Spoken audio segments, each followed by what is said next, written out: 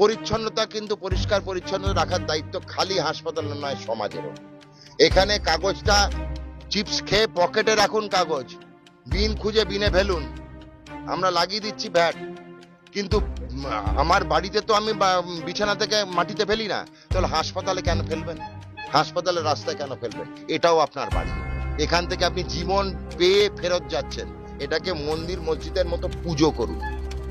Sir, doctor দেখানোর থেকে রুগীর যে রিপোর্ট তাতে খরচ অনেক বেশি। অনেক অনেক ডাক্তারমশাই ডাক্তারবাবুরা আছেন, আপনার ওনার পছন্দ অনুযায়ী বলে দিয়েছি তো, দালাল বন্ধ করা, কাটমানি বন্ধ করা। মানবেন না, এটা মানবেন না। আমি তো এখানে অন ক্যামেরা বলে দিচ্ছি, মানবেন না কেউ। বলেন ডাক্তারবাবুকে যদি বলে আপনি এক্স নাম্বার ও ডায়াগনোস্টিকেশন, আপনি বেছে বেছে ওয়াইতে যাবেন। কে তো কোথাও বলে দেয়নি যে ওনার পছন্দ, মানবেন না, আপনার ব্যাপার।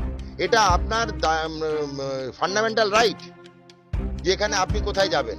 আপনি কোন দোকান থেকে চিনি কিনবেন আপনাকে বলে দেবে চিনি দোকানদার? আপনি যেখান থেকে কিছু চিনি, আপনি যেখান থেকে কিছু টেস্ট করেন। তারপরে বলছি হাসপাতাল থেকে করা কি দরকার আপনার বাইরে যাওয়ার? আপনাকে তো সাংবাদিক হচ্ছে চতুর্থ স্তম্ভ গণতন্ত্রে, আপনারা বাইরে যাচ্ছেন কেন? বাইরে যাওয়ার কথা বলছি না, আমাদের হাসপাতালে পরিষেবা আছে, আমি ল্যাব অব্দি ঘুরে গেছি, কোথাও ছেড়ে যায়নি কিন্তু।